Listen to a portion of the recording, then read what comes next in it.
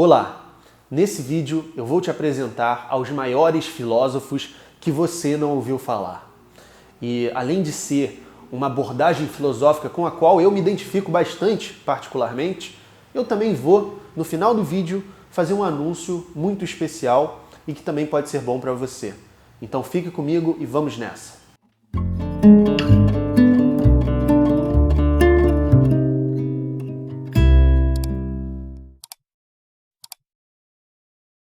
Meu nome é Matheus Benites, aqui no meu canal do YouTube, você já sabe, eu levo filosofia e cultura até você com o máximo de leveza, qualidade e profundidade. Então, já deixa a sua curtida, já se inscreva no canal e ative o sininho se você ainda não fez isso, para não perder os vídeos futuros e permitir com que o canal continue crescendo. Hoje eu vou falar do ecletismo, uma abordagem filosófica daqueles pensadores que talvez você não tenha ouvido falar, porque eles não ganham destaque, provavelmente por não terem uma doutrina, por eles não serem defensores de doutrinas e sim pensadores. Mas eu acho que o filósofo deve ser justamente isso, pensador antes de ser defensor de qualquer doutrina. E muitas vezes, a gente quando vai estudar filosofia se esquece disso, como se um filósofo devesse ser sempre o porta-voz de um pensamento que uma vez pareceu para ele como mais adequado. Mas Aristóteles já dizia que é melhor você ser capaz de abordar uma ideia sem tomar um partido de início. Você olhar tanto com entusiasmo quanto com um certo ceticismo. Manter essa ideia na sua mente sem aderir ou repudiá-la, enquanto você a investiga. Então, os ecléticos, eles surgem nesse período, que é o período helenístico, já não é mais o apogeu da Grécia clássica, e eles aparecem como uma resposta ao sectarismo e ao dogmatismo das filosofias proeminentes do período. A abordagem do ecletismo é para aqueles que desejam se apropriar de diferentes tradições filosóficas para construir suas próprias teorias e visão do mundo. O seu principal representante é Marco Túlio Cícero, que foi um famoso e prestigiado orador, além de advogado, escritor e filósofo de Roma.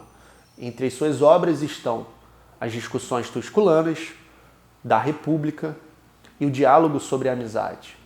Cícero foi um personagem muito importante para o direito e para a filosofia do direito, influenciando mesmo anos depois, séculos depois de Roma, até o nosso direito aqui no Brasil. E Cícero, na filosofia, ele tinha assumidamente uma postura eclética. A gente usa muito essa palavra no cotidiano. Eu sou eclético, quer dizer que eu gosto de várias coisas diferentes, eu incorporo coisas diferentes, mas na filosofia o ecletismo ele tem como pressuposto o pensamento de que a verdade não está em nenhuma doutrina específica, mas a sabedoria está espalhada nas melhores delas. Então elas podem se complementar. Você pode simpatizar com o estoicismo e discordar da ideia de um logos divino, como eu, dando o meu exemplo, que gosto bastante e me deixo influenciar pelos estoicos. Assim como eu me deixo influenciar e gosto bastante de Nietzsche, o pensador que eu mais estudei, que eu estudo no doutorado. Mas tem coisas de Nietzsche, como a sua visão sobre as mulheres, sobre a política, ou mesmo sobre a vontade de poder como um princípio ontológico, que eu tenho muita dificuldade para aceitar. Então, não significa que você estudar ou admirar um filósofo, você deva assumir um compromisso particular com ele, mas eu acho que, do ponto de vista do pensamento crítico e da autonomia de reflexão, a melhor abordagem é a eclética. E eu acho que eu, de maneira pessoal, pelo menos, realizo ou tento realizar um ecletismo à medida que eu construo a minha forma de pensar. Cícero abordou seu ecletismo em diversas obras, mas uma das mais importantes é a dos fins ou dos bens e dos males, um tratado em que ele explora as diferentes correntes filosóficas da época, como o estoicismo, o epicurismo e a academia platônica. Nessa obra, Cícero busca mostrar as virtudes e limitações de cada escola e propõe uma síntese eclética das ideias apresentadas, argumentando que a verdade pode ser encontrada em diferentes fontes filosóficas. Ele defende que os filósofos devem buscar uma visão global da realidade que não pode ser alcançada por meio de uma única escola filosófica, mas sim pela combinação e integração de várias perspectivas. Nas discussões tusculanas, ele diz: "Eu não sou seguidor de nenhuma escola, mas um adversário de todas elas." Em Acadêmica, ele afirma: "Os filósofos que seguem apenas uma escola são como soldados que lutam com apenas uma arma. Aqueles que seguem várias escolas são como soldados que sabem usar diferentes armas para diferentes situações." E em De Natura Deorum, a verdade não é propriedade exclusiva de nenhuma escola filosófica, mas está espalhada por todas elas.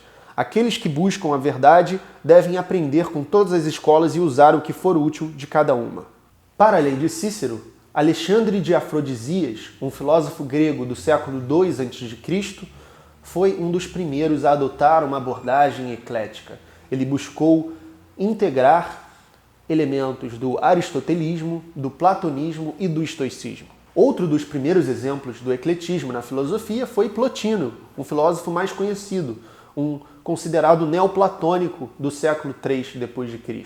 Ele era majoritariamente alinhado ao pensamento de Platão, mas também buscou incorporar elementos de Aristóteles, e ele acreditava que o mundo das ideias existia e era o mundo que formava esse mundo material, mas não exatamente da mesma maneira que Platão acreditava. Durante o Renascimento, o ecletismo como abordagem foi muito proeminente, porque nesse período os filósofos, historiadores, artistas estavam redescobrindo os clássicos, redescobrindo Platão, redescobrindo Aristóteles, para além do pensamento escolástico.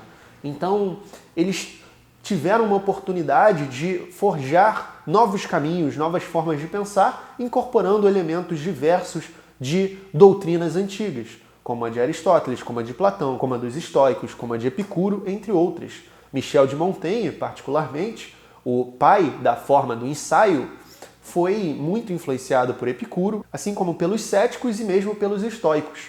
E ele conseguiu integrar nos seus ensaios todas essas influências, originando uma forma de pensar que foi muito importante para o nosso humanismo, tal como a gente entende. Marcílio Ficino também foi um humanista muito importante do Renascimento, que foi notoriamente eclético, buscando promover uma harmonia entre fé e razão, tentando conciliar o platonismo com a doutrina cristã.